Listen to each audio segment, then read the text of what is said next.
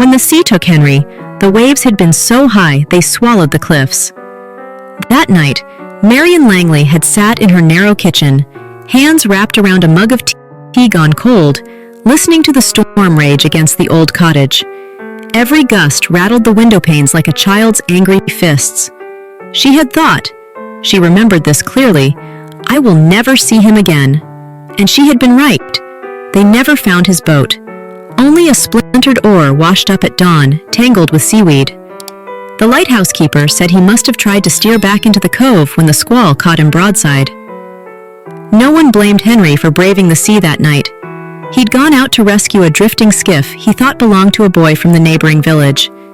They only blamed the storm for not sparing him. After the funeral, an empty casket, a scattering of lilies, Marian could not bear to stay in their townhouse. It was too full of Henry's laughter, his books, the scent of pine soap he favored. So she came here, to the windswept cottage on the cliffs above Breaker's Cove. They'd bought it together the year before, planning to fix it up in summer. Only Henry never saw that summer. The cottage was small, with peeling white paint and a roof that leaked when the rain blew sideways. But it had a view of the sea so wide it felt like the edge of the world.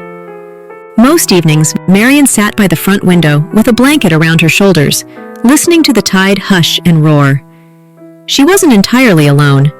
Henry's old black cat, Ash, had slipped unnoticed into the moving van and refused to leave her side since.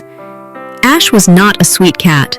He had been Henry's creature entirely, a jealous, aloof creature who watched Marian with skeptical yellow eyes and accepted her affection only on his terms. But after Henry's death, he had attached himself to her with a silent, unshakable loyalty. Most nights, he lay curled in the window, staring at the cliffs as if expecting someone to climb out of the darkness and knock on the glass. It was nearly winter again, almost a year since Henry vanished, when she first lit the lantern. The lantern had belonged to Henry's grandfather, a brass thing with a thick glass globe and a handle polished smooth by decades of use.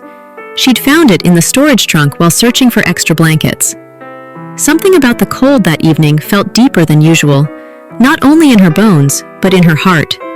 She brought the lantern into the kitchen, cleaned the soot from its chimney, and filled it with fresh oil. At dusk, she set it on the wide front windowsill and lit the wick. The golden glow spread across the frost-streaked panes, illuminating the darkening yard. Ash leapt up beside it, his tail curling neatly around his paws, and pressed his nose to the glass. Marian sat with her tea, thinking how it almost looked as if he were waiting for Henry to come home. The thought hurt in a place she didn't know how to name. She didn't expect anything to happen, but that night she woke near midnight with the peculiar certainty that something had shifted. The cottage was utterly silent. The storm had blown itself out hours before. Yet, when she slipped out of bed and crossed to the window, she saw it. Down by the edge of the cliffs, where the narrow path curved toward the rocks, a small light flickered. It was not a torch, too steady, not a lantern from any fisherman, too bright. Marian pressed her palm to the glass, breath caught high in her throat. She knew, without knowing how, that the light was answering hers. In the days that followed, she tried to tell herself it was someone from the village, perhaps the lighthouse keeper, checking the coastal markers. But the light never moved past that one place on the cliffs. It never bobbed or drifted as a human lantern would. It simply burned, unwavering, as if waiting for her to acknowledge it. Ash watched it each night, eyes wide and unblinking. Sometimes he meowed in a low, desperate tone Marian had never heard from him before. One evening, she steeled herself and walked out into the darkness. The lantern in her window burned behind her like a beacon. Her boots crunched over frost-hardened grass. The wind combed her hair back from her face, stinging her cheeks. Halfway down the path, she paused. The light on the cliffs was still there. Closer now, she could see it had a shape, a tall figure holding the lantern aloft in one hand. A coat flapped around thin legs, the silhouette blurred by darkness. Her heart hammered so hard she thought she might faint. "Henry," she whispered. The figure didn't move. She took another step. The lantern's glow flared, bright as a star, then went out. Darkness swallowed the cliffs. She stood there, shaking, her breath coming in ragged gasps. For a moment, she thought she'd imagined the entire thing. Then she felt Ash press against her shin, warm and solid, anchoring her to reality. She knelt, burying her fingers in his thick black fur. I saw him, she thought. I know I did. The next morning, she returned to the path in daylight. There was nothing, no footprints, no soot, no sign that any lantern had burned there. Yet every night after, the figure returned. It never approached. It never waved or called her name. But always, the lantern's light burned in the same place. Soon, she began to understand there was a pattern. When she lit her lantern, the figure appeared. When she left the window dark, the cliffs stayed empty. It felt, somehow, like a question, like an invitation she didn't yet understand. December came. Snow dusted the cliffs in drifts, like bleached bones. Marian could barely bring herself to leave the cottage except for supplies. But each evening, she lit the lantern. Each night, the figure came. Sometimes, she whispered to it through the glass. I miss you. Are you cold out there? Why can't you come inside? Ash would sit beside her, tail thumping slowly, as if he too waited for an answer. On the winter solstice, the wind rose with a long, keening wail that seemed to pour through the walls. The storm rattled the lantern's glass. She almost didn't light it that night, some part of her afraid the wind might finally blow it out. But she did. And when she came to the window, the figure was closer. Standing not at the cliffs, but halfway down the path, the lantern cradled in both hands. For the first time, Marian could see details. A dark coat, buttons gleaming like tiny coins, hair ruffled by the gale. Her breath fogged the pain. Henry, she whispered. Please, I don't understand. Ash meowed sharply beside her. The figure lifted the lantern, holding it higher, and for one impossible instant, she saw his face. Thin, pale, familiar beyond doubt. Henry. Then the lantern flared so bright she had to shield her eyes. When she looked again, he was gone. She dropped to her knees, sobbing. Ash pressed against her side, purring as if to say, I know, I see him too. By dawn, she knew what she had to do. She packed a thermos of tea, a blanket, and her own lantern. At twilight, she bundled herself in her thickest coat and followed Ash down the path. The lantern in the window burned behind her. When she reached the spot where the figure always stood, she set her lantern on a flat stone and lit it carefully. The sky was indigo, the wind sharp with salt. She waited. It was nearly midnight when the shape emerged from the dark.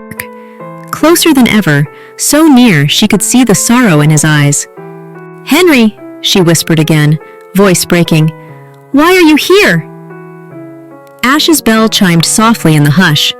The figure lifted a hand, thin, trembling, and pointed down the cliff path toward the rocks. Marian turned, following the line of his gesture. The lantern's glow swept across a narrow crevice at the base of the cliffs. When she looked back, the figure was gone. Only Ash remained, his bell ringing once more, louder this time, as if urging her on.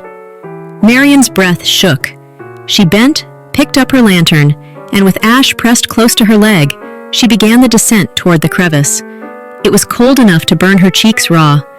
The sea surged against the rocks with an ancient, hungry voice. Yet she felt no fear, only a rising certainty that this was what she'd been meant to do all along. Ash slipped ahead of her, the little bell at his collar ringing with each step, bright, insistent, like a heartbeat she hadn't known she'd been listening for. At the bottom, he stopped before the dark hollow in the cliffside. Marian held up the lantern. Its light pooled over a rusted metal box, half buried in drift and sand. Her heart jumped. She crouched, her fingers numb as she lifted it free. The lid creaked open. Inside lay Henry's old brass compass, and beneath it, a folded letter yellowed by damp. Her name was written across it in Henry's familiar hand. She unfolded it slowly, the paper trembling as badly as her hands. My dearest Marian, if you are reading this, it means I never came back. I have no right to ask you to forgive me for leaving you alone. But if there is a way to find you again, I promise, I will. Light the lantern, and I will follow. Forever yours, Henry. Marian closed her eyes, tears spilling hot and silent. When she opened them again, Ash had climbed into her lap, his little bell resting against her heart. She pressed her cheek to his fur, and in that moment, she knew Henry's spirit was no longer trapped on the cliffs. But she also knew Ash had been the bridge all along. As the dawnlight touched the waves, Ash's bell gave one last perfect chime, and then fell silent. When Marian looked down, Ash was gone. Only the warm bell remained in her hands. She held it to her lips and whispered, "Thank you." From that morning on, she never lit the lantern again. She didn't need to, because the love that had come to find her was no longer waiting in the dark. It had come home for good. Sometimes, love is stronger than the sea, stronger than time, stronger than death itself. And sometimes, the ones we lose find their way back to us. Not to haunt us, but to remind us that their hearts never left. If this story touched your heart, please like, comment, and share it with someone who believes in love beyond the veil. And don't forget to subscribe for more unforgettable stories of mystery, romance, and the unbreakable bond between humans and animals like Ash.